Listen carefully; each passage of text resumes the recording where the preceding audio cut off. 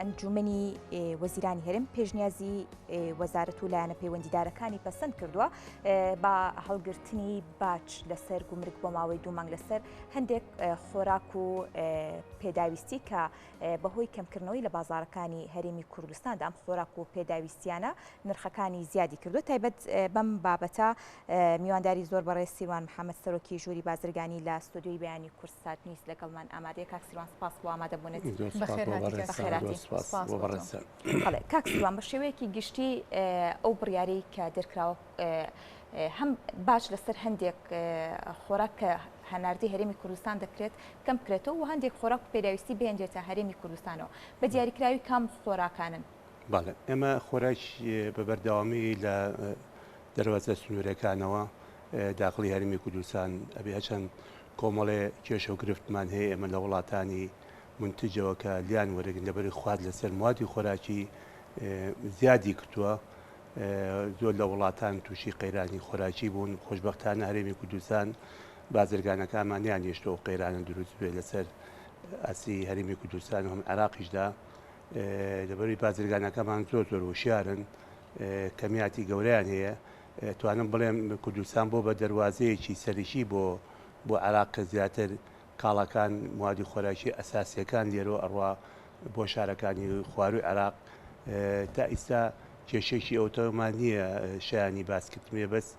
حکوومەتی هەرێمی کوردستانی کە ئەم بڕیارەی دەرکرد کۆمەڵێ بەخشینی دەرکرد لەسەر ئەو خۆراکیە سەرچێکەکان هەچەند حکوومەتی عێراقی بە عام هەموو مادە خۆراکیەکانی یعفا کردووە بەخشیوە لە گومرگ و لە ڕسومات و لە باج. هەرێمی کوردستان چەند خواردنێکی سەرکی بەخشینی بۆ کردووە. ئەمە شارشتێکی دڵخۆشکەرەیە. توانم بڵێم تا حدێک ئەتوانین بڵێ تەوازنێکی نرخ لە بازارە جێگیرەکات. بەڵێ کاک سیروان لابردنی گومرگ لەسەر و بابەتانەی کە هەناردە دەکرێن بۆ هەرێمی کوردستان تا چۆن کاریگەری لەسەر داهاتە بێ ڕەنگە لە ڕوویەکەوە سوودی هەبێت بۆ هاوڵاتیان و بۆ بازرگانان، بەڵام لە ڕوویەکی ترەوە لە ڕووی داهاتەوە زەرری نابێت بۆ هەرێمی کوردستان بۆ پێی خاڵە سنووریەکان هۆکارێکی سەرەکی داهاتن بۆ هەرێم. بەڵێ خۆی حکوومەتی شەڕەچاوی ئەو خاڵی کردووە هەموو کاڵەکانی نەبەخشیوە گە تۆ چاوی بڕارەکەی حکوومەتی ناوت بکەی لەوانەیە زیاتر لە 200 بۆ 250 مادەی خۆراکی بەخشینی بۆ کتۆ بەس هەرێم لەوانەیە لە حدودی بۆ دەخاڵ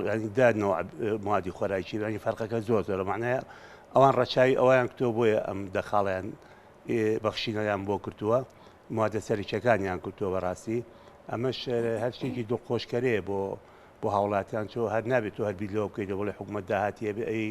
ئەی هاوڵاتیش حەقی خۆیەتیکەوە نرخی ئەو خواردنە سەرچانەی بە نرخێکی هەرزان دەستکێ بە تایبەتی شیر بۆ شیری مناڵ و ئەمانە. ئەمە شتێکی باشە کراوانی بەڕێی من ئەو تەسیراتەشی ناوێت بۆ دەرەجێ بۆ حکوومەت لەبەرەی ئەمە وڵاتێکی نەوتین وڵاتی نەوتیش فەرقەیە لەگەڵ وڵاتی ئەگەر نەوتی نەبێ. ئەبی لە وڵاتانی ئەوروپا کەوام گرانیە دروست بووە یعنی حکوومەت خۆی دامی موادی خۆراکیەکانی کردووە کە وڵاتی نەوتیش نین لە زۆر شتای ئەفای گومرگی دەرکردووە بۆ و لە عین کاتیشە لەوانەیە کۆمەڵ ئیمتیازاتی دابێ بەو مارکێتانە و بۆ بازرگانانی کە موادی خۆراکیێنن. باشە لە هەرێمی کوردستان جگە لە هەڵگرتنی باش و هێنانی ئەو خواردنانە ئیمتیازاتەکان زیاتر چین بۆ ئەو مارکێتانەی کە یاخود ئەو بازرگانانی کە خۆراک و پێداویستیەکان دەهێنن. بەڵێ ئێمە تایسە ئەو بەخشینە تا ئەم دقەیە منیش هاتووم نووسراوەکە نهاتەوە بۆ گومرگەکان کە جێبەجێ بکەن. احتیمالیەوەی لە ڕۆژی یەکشەمەیان دووشەمە بۆیە بە بروسکە یەکسەر بخراتە بواری جێبەجێکردنەوە چونکە بازرگانەکان ڕۆژانە تەلەفۆن بۆ من نەکەن هەموو سەری ساعتی تەلەفۆن بۆ من نەکەن ئەڵێ ئەو بڕارە دەرچێت بۆ جێبەجێ نەکرا مەفروض وەرە عین دقیق کە بڕارەکە دەرکات بە بروسکێ بدرایە بەڕێوەبەرە گشتێ گومرگیەکان ئەوانیش بیاندایە بە دەواازەکەمە تا ئەم دقەی جێبەجێ نەکرا. میوادارم ئەوەشیی ئۆتۆ نییە ئیحمالکردن مەفروض و عین دقە جێبەجێ بکراچەوە بڕارێکی ئەنجومەنی وەزیرانە بێ لە کاتی خۆیان جێبەجێ بکرێ. ئەو کاتی کە موادە خۆراکیەکان داغڵ بوێ حتمما تەسیراتی خۆی خۆتان زانن موادی خۆراکی لە دنیادا سعرەکەی زۆر بەرز بۆتەوە بە ڕێژەی تیاتی لە ساعت 40 تیاتی لە ساعت 50 تیاتی لە ساعت 20 ینی خواست لە دنیا لەسەر خواردن زیادی کردووە بەس خۆشبەختانە ئەتوانە بڵێم هەرێمی کوردستان ئینشەڵا هیچ قەیرانێکی خواردن دروست نابێ لێرە. بەڵێ کاک سیروان لەگەڵ ئەوەی کە ئەنجومەنی وەزیران و بڕیاری دەرکردووە حکوومەتی عێراقیش هاوردەکردنی هەندێک سەوزەوات وەکو تەماتە و خیار و باینجان و کۆمەڵێکی تری هاوردەکردنی ئەوانەی ئاسان کردو کە بهێنرێتە سنووری عێراقەوە بۆ پێی کە پێشتر قەدەغە کرابوو لە بەرەوەی بەرهەمی ناوخۆ ساغ بکرێتەوە. هاوردەکردنی و بەرهەمانە لە وڵاتانی دەوروبەرەوە چ کاریگەریکی لەسەر ئابووری عێراق بە تایبەت هەرێمی کوردستانە بێ؟ خۆ ئێمە دوو لایەنە، لایەنێکی ئەوەیە کە بە تایبەتی سەوزە و میوە لە خواروی عێراقا نرخەکەی زۆر زیادی کردۆ بوو هەمانگی ڕەمەزانیشە لەبەرەوەی پارێزگاکان بە تایبەتی پارێزگای بەسرا ینی هەموو زارەتەکان داوایان کردووە کە خواستی هاوڵاتیە لەم مانگەدا کەوا شتەکانیان ئەو کاڵانی پێداویستی ڕۆژانیان بە نرخێکی ئەرزان دەستکەوێ بەهۆی وشکە ساڵی عێراقیشە تۆ لە کێشەی کشتتوکاڵی دروست بووە لە عێراقدا لەبەرەوەی خوارد لەسەر سەوزۆمیۆکان زۆر لەبەری بڕیاریان داکەوە ئەو شتانە داخڵ بێت بەبێ ڕەچاوکردنی بڵین ئەو حیمایی ئەو کی فەلاحەکان و یانی کارگەکان لەبەری لە مانگەدا پێداویستی خەڵک زۆر بوو شەقامی عێراقیش داوای ئەوواکەن من ڕۆژانەم تابە ئاکمە تایبەتی محافزی بەسرا بەڕاستی و تێبێشتان هەمووی داخڵ بێت لەبەرەوەی هاوڵاتیان ناتوانای ئەویان نییە بە نرخی گران بۆ ئەم مانگەشتکردن بۆیە شتەکانیان هەموو داخڵ کرد لەبەرەوەی کەوا خەڵک پێداویستی خەڵک پڕ بکاتەوە. باشە کاک سیروان دەگەڕێمەوە سەر قسەکانی پێشوت کە باست کرد زۆرێک لە بازرگانەکان پەیوەندیم پێوەکەن کە ئەم بڕیارە دەچێتە بواری جێبەجێکردنەوە هۆکارچە بڕیارەکە هێستا نەچۆتە بواری جێبەجێکردنەوە. من لەگەڵ بەڕێوەبەری گشتی گومرگ قسەم لەگەڵا کردی تا ئەم دەقێ بۆمان نهاتووە دوێنێ قسەم لەگەڵا کرد کە پێنجشەممە بوو خۆی ئەوان چاوەڕێ ئەوواکەن وتیان احتیمالە ڕۆژی یەکشەممە بیان دووشەمەیان سێ بەس مەفروض بوو ئەوە بە بروسکەیەکە کرا ئەو شتانی ئەوە ئیهمال نەکرا لەبەرەی خەڵکێکی بازرگانێکی زۆر ئەو بەرهەمانیان ناوەتە سەر حدود ئەگە تووشی ئەو گومرگە بن لەوانەیە ئەوانی کە دوای ئەوەن ئەمان تووشی زەرەر بن نرخەکەی دائەوەزی تووشە بۆی ئەو مەفروض بوو لە سعاتی یەکەمە دووهەمە بۆ جێبەجێ بکرایە شتێکی دنیای تەکنۆلۆژیا شێکەوە نەقورس نییانی بڵین جێبەجێ نەکرێت من هیوادارم لە شەمەوە جێبەجێکەن لەبەرەوەی خەڵکێکی زۆر ئەو بەرهەمانی ئەو مادانەیەکەوە موادانەی کە یافاکراون لەسەر حدودەکان ڕاوەسان چەند دوێنێش لەبەری خوا زۆر بوو لەسەری چونکە بەرهەمانی کە دێت هەرێمی کوردستان تەنها بۆ شاری سلێمانی نییە بۆ تەواوی شارەکانی عێراق لێرەوە دەچێت هیوادارم بکرێتە بواری جێبەجێکردن چونکە لە خواروی عێراق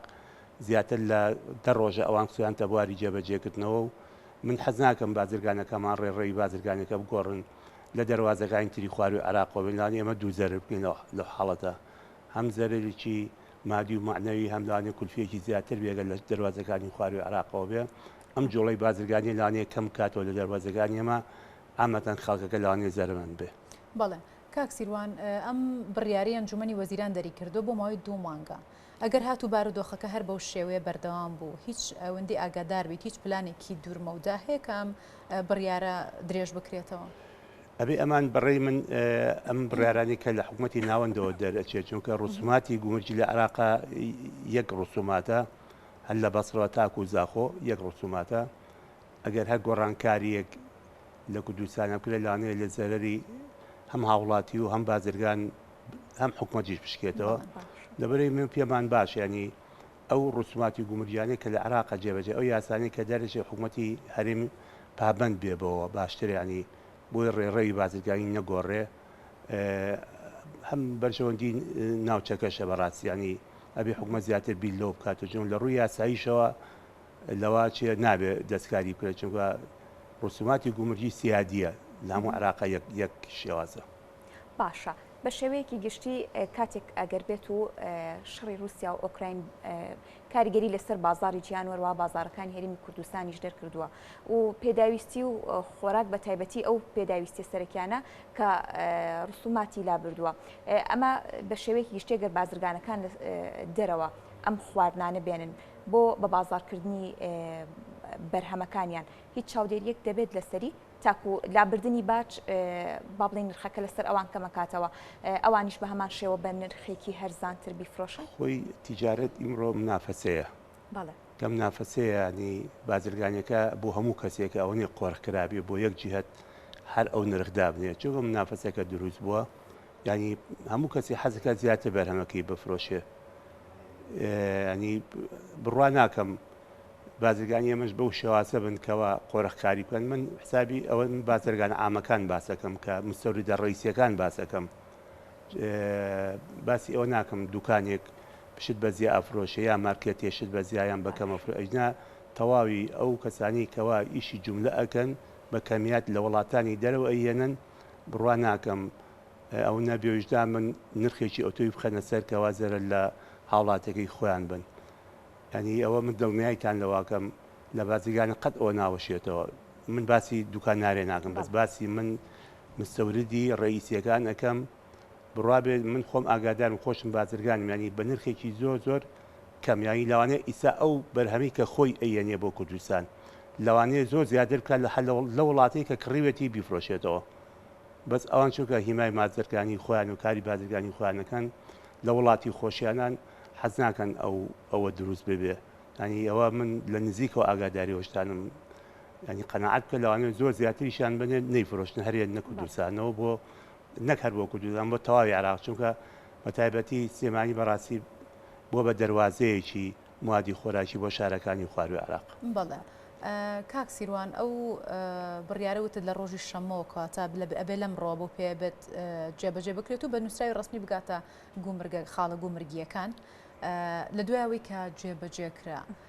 هەموو بازرگانەکانیش بە نووسراوی ڕستمی وەکو پێشتر ئاماژەت پێدا ئاگادار کراونەتەوە و ئەم لەلایەن بازرگانەکان و هەموو دوکاندار و مارکێتەکانیش ئاگادار دەکرێن و یاخود لە ئێستادا نووسراوی ڕستمی بۆوانیش نێردرا و پێویستە کە ئەوانیش پابند بن بۆ نرخی کە بۆیان دیاری کراوە. بەڵێ ئەزانی چۆنە نرخی دیاری ناکرێت لەبەر ئەوەی منافەسەیە لەناو بازارە چونکە ئەگەر ئیمڕۆ حسابی کۆمەڵەشت بکەی من باسی برنجە بۆکەم ینی ئیمڕۆ ئەو برنجەی کە لە سلێمانی ئەفرۆشە قەنەعەتکەن لەوانەیە لە هەندستان بۆ سعرە دەسە نەکەوێت بێژ وار لە مەساریفیش بێنە ینی خوا زیاتی کتۆ خۆتان ڕۆژانە ئەبینن کە خواردن زیادی کتۆ بە تایبەتی زەید زیایی کردووە برنج زیایی کردووە بۆ قولیا زیایی کردووە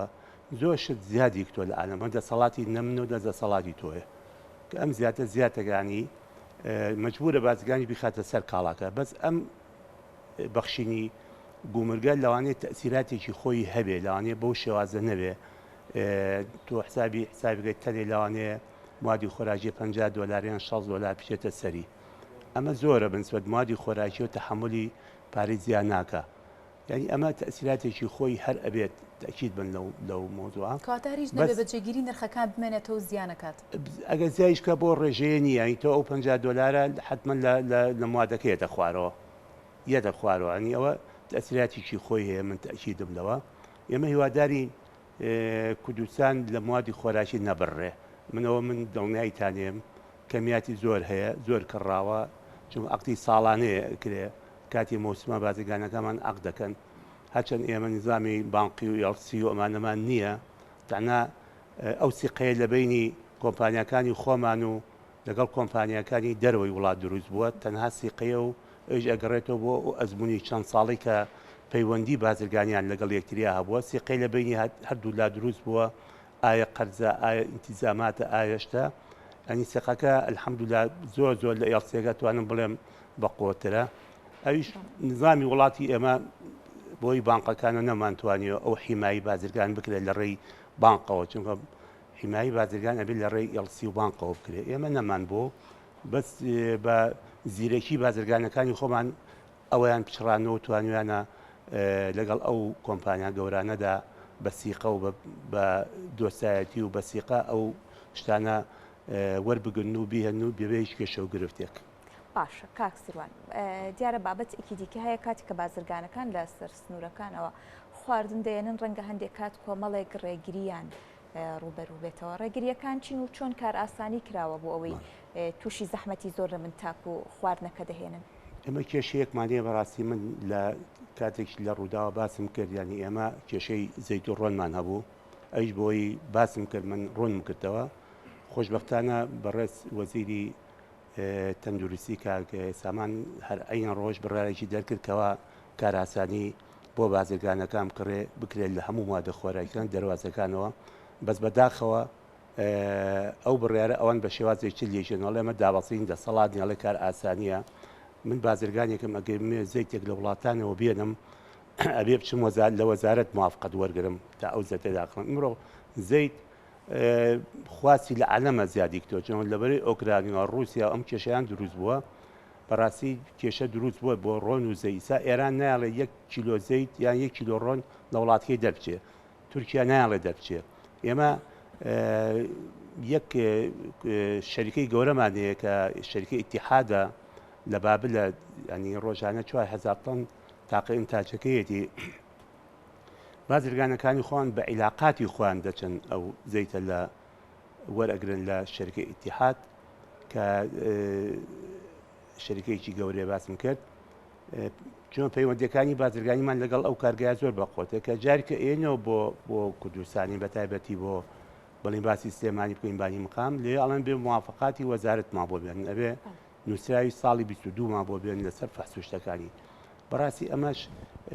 زیانێکی گەورە بە بازرگانەگەنیە لەوانەیە ئەو بازرگانە و کوجاران ئەوە زەیتەکە زۆر نییە کە تەحملی ئەو چەند ڕۆژە بکە ینی واز لێبێنی لەوانەیە لە محافزەی لە محافزەکانی عراق بیفرۆشێ و چیا لەم کێشەیە بەس جەنابی وەزیر دایب ئەڵێ کاراسانیان بۆ بکەن کاراسانی چییە؟ کاراسانی ئەمەیە بەچکو خۆی جێبەجێی ناکەنی بەڕاستی من تێناگەم ینی بۆ جێبەجێی ناکەن بۆ تەندروستی جێبەجێی ناکە بۆ پارێزگا سەلاحەتی خۆیەتی ئەو ڕێسی وحدەی ئیداریە هەموو حکومەتێکی بچووکە لە ناو سلێمانی ینی مەفروزە ئەو کەڵێ ئاسانکاری ئەو ئاسانکاریانە بکات لە دەواازەکان لە هەموو جێگارگان لەبەر ئەوەی زیاتر ئێمە بتوانین گەورەترین کەمیەتی موادی خۆراکی بینە کوردستانەوە موادی خۆراکی بەڕاستی زۆر بە قورس یەت زۆر بە ئاسان نایەک و جاران زۆر لە 10 شەریکە تۆی ساڵەکەی لاوانەیە شەریکەیە موافقەت کە موادە پێ بفرۆشێ لەبەر بەم زەحمەتە تۆی یەنی ئەبێ حکومەتی شان بەشانی ئەمە کاراسانی بۆ بکە لە دەواازەکە من ناڵم کە کاراسانی موادێکی خراپێ نە فەحسی خۆت بە تەواو بکە شیاو بێ ئێمە لەگەڵ هەموو ئەوان بەس پێویست ناکەم بچم ڕەزامەندێک لە هەولێر وەرگرم چی پێویستەکە خۆ زەیتەکەی من ناچی بۆ هەولێر فەحسی بکات تەنها شتێکی ئەوراقەکەنەوە یەکێکی ئەوراقە ئایا هیچ کەسێک نییە لە سلێمانیا یان لە هەولێریان لە دۆکە ئەم ئەوراقانە سەیر بکە جەنابی وەزیر کتابەکەی زۆر وازەحە لە مانگی سیا دەرکردووە یعنی زۆر ئەڵێ کار ئاسانی بۆ بازرگانەکان بکەن بۆی ئەو مادە خۆراکیانەی کە پێویستە داغڵ ببێ باشە بە پێی بە دوواداچوونەکان هۆکاری ئەو کار ئاسانیە نەبوونی ئەو هاوکاریە بۆچی گەڕاوەتەوە ئەڵێ کتابەکە نەیوتەوە ئێوە ئەمە بکەن ینی ئەوان حج ئەویان بەدەستەوەیە کتابەکەش لەوانەیە زۆر وازەح نەبێ بۆ ئەوان ئینشاڵێ چیمان ناوەی من لەم دەدەی سەرێت داغڵ بێ داغڵ نابێ و مشکلەمان نییە یانی ئەڵێ خۆم تووشی مەسئولە ناگەم ئەڵێ بەیانی لەوانەیە حکومەت لەوانەیە ڕقابەی مالی لەوانەیە جیهەتێک محاسبەم بکەم من چی ماو لەو بەزمەوە ئاچی ئەو یاسایی 100% بڕۆ جێبەجێکە اینجا داغڵیکە ئەمەش یاگەوار بێ ئێمەش نابێ بازرگانەکانی ئێمەش دەڵێن کە حکومەت ئاوا لەگەڵ ئێمە تەعامولەکە ئێمەش بە حڕی خۆمان وەرگین لە کوێ بمانێ و ماڵەکانمان بفرۆشن نینە کوردستان ئەمە نابێت چونکە ئەم کوردستانە ئێمە بەرپرسیاری حکومەت بەرپرسیارە بازرگان بەرپرسیارێکەوە موادی خۆراکی لە وڵاتە هەبێت چونکە حکومەت سەد قەیرانی هەیە لەگەڵ ئەوەشە قەیرانی موادی خۆراکیش بێتە ناو بازارەکانەوە ئەمەش قورسایەک بۆ حکومەت لەبەری ئێمە بەڕاستی ئەو بۆشایەمان پڕ کردوێتەوە ینی پڕمان کردوێتەوە هەوڵ ئەدەین بە هەموو شێواتێک موادی خۆراکیێکی بینە کوردستانەوە بۆ هەر بۆ زانیاری بەڕێسان مانگی پێشوو زیاتر لە 200,000 تن موادی خۆراکی داغڵی بەس لە باشما خۆ داغڵ بووە ینی لەوە تقریبا 32,000 تن بەس برنج بووە ینی 32,000 تن برنج لەوانەیە کوردستان زۆر لەو ڕژەیە کەمتری پێویست لەوانەیە 100,000 پێویست بێ ینی ئەمە ئەبێ ئێمە عەفو 10,000 پێویست بێ ئەبێ ئێمە ینی ئاگاداری بازارەکانی خۆمان ئاگاداری ئەوە بینکەوە چ بەرهەمێ چ موادێکی خۆراکی کەمە لە بازارەکان زیادی کردووە ئێمە کۆبوونەوە بە بازرگانەکانەکەین لەم بارودۆخە لانەی هەفتانە ئێمە بازرگانەکان کۆ ئەەکەینەوە قسان لەگەڵاکەین ئەو بەرهەمانی چەنە بەڕێگاوەیە چیە لە چ وڵاتێکەوە دێ ینی ئیسا ئات کێشەی ئاتمان هەبوو یەکسەر ئێمە خەتی ڕوسیامان کردەوە چەند خەتی شترمان کرد خەتی هەندستانمان کردەوە کە پێشتر ئات لە هەندستان نەهاتۆ بۆ کوردستان یەکەم جارە داخڵ ئەبێ لاانێ لە شەڕ ڕۆژی داهاتووە داخڵ بێ ئێمە هەوڵ دەدەین لە چ جێگایەکەوە موادێکمان دەستکێ بە هەرزان ئەو بێن هەرێمی کوردستانەوە. بەڵێ کاکسیروان هەر سەبارەت بۆی کە باس کرد کە دەرگای زۆربەی دەواازی زۆربەی وڵاتانی تریشتان کردوەوە لەم یەک دوو ڕۆژەی ڕابردوودا بڕێکی زۆر گەنم لە ئوسترالیا و هاوردەی هەرێمی کوردستان کرا و پێم وابێ لە سایلۆکانی سلێمانیدا داخڵ کرا. ئەمە کاریگەریە بێت لەسەر ئابووری کوردستان بۆ پێداویستی ئارد و بابەتە گەنمیەکان کە لە گەنم دروستەکرێن بۆ پێیەکێک لای کێشەکان کە ڕوبڕی هاوڵاتیان و هەم نانەوەخانەکانیش ببووە نان بوو کە ئێستا ڕێژەکەی لە هەندێک نانەوەخانە کراوە بە 6 نان بە 1000 دینار کە پێشتر 8 نان بوو. ئەمە تەئسیریە بێت کاریگەری بێت لەسەرەوەی کە وەکو پێشتری لێ بێتەوە بارودۆخەکە. بەڵێ بەنسبەت گەنم ئەوە گەنمێکی حکوومەتی عراقیە لە ئوسترالیا 16,000 تەنی کڕێ بوو کە بۆ عراقی کردو هەچەند ئەو ڕێژ ئەو 16,000 تەنە زۆر کەمە لەبەرەوەی خواستی عراق لە حەسەی تەمینیە ماگانە 420,000 تەنی پێویستە 16,000 تەن هاتووە 16,000 تۆزییان تۆ بەسەر پارێزگاکانە کەوا بدرێ بە هاوڵاتی لە ڕێی بڵین ئەو کە خۆمان ئێڵین بایعیەوە بدرێ. طبعاً بەنسبەت ئەو خاڵی تریش کە باسی کرد کە 6 نان بۆ 1000 ئێمە بەڕاستی لەگەڵ لوژەی قایمقامێتە چەند جارێک قسەمان کرد و توێژمان کرد هەتا تەنانوتمان چەند نانەوەخانەیەک دابنین لە سلێمانیەکەوە ئێمە خۆمان ئادی بۆ کڕینەوە بە سەعری کێرزان بیدان کێشەکەی ئێمە کێشەی نانەوەخانەکان ئەمەیە ئەوان ئادێکی تورکی بەکارێن کەسپیە ئەڵێن مادەی شتیا ئەو مادەیە زیاتر پێزی ئاداتێ ئەمە بۆ بە کێشە ئەگەر ئەوان ئادە ڕووسیەکە و ئادە هەندیەکە لەگەڵ ئادی ناوخۆیە بەکار بێنن هەم بۆ تەندروستی باشترە هەم نرخەکەشی هەرزانترە ئەگەر بەراو بکەی ئادێکی ڕووسی کە هیچ مادێکی تیانی مادێکی ئەو مادە خراپانەی کە باسیەکەن لەبەرەوەی حکوومەتی ڕووسیا ڕێگە نادابەوە ئێرانش ڕێگە نادابەوە کە ئەو مادانی تێبکرێ ئەبینی فەردی ئارد لە 8,000-9,000 دیناری فەرقە لەگەڵ ئەوی ترە کە ئەو تەندروستی تریشە مەفروزە لیژنەکانی قایمقامێت ئیجباریان بکەن ئەبێ ئەو ئاردانە بەکاربێنن کە هەرزانترە کە لە ڕووسیاوە دەیان لە ئێرانەوە دەیان لە هەندستانەوەی بۆی ئەو نرخە زۆرە فەردێ ئارد تو 8,000-9,000 فەرق بێ ئەگەر نانەوەخانەیەکدا دە فەردەشکار بکە لە ڕۆژێکە ئەوە کاتە 8,000-9,000 ئەتوانن بڵێم بەشی کارەباکەی و سوتەمەنیەکەی و بەشێکی لە کرێکارەکانیش بکە لەبەر ئەمان زوو ئەیا بەدەستەوە کە ئەو هەویرە ئەشێرێ لە چەند سەعاتێکە پێ بگە ینی ئەمە ئەبێ لیژنەی قایمقامێتەکان تەندروستی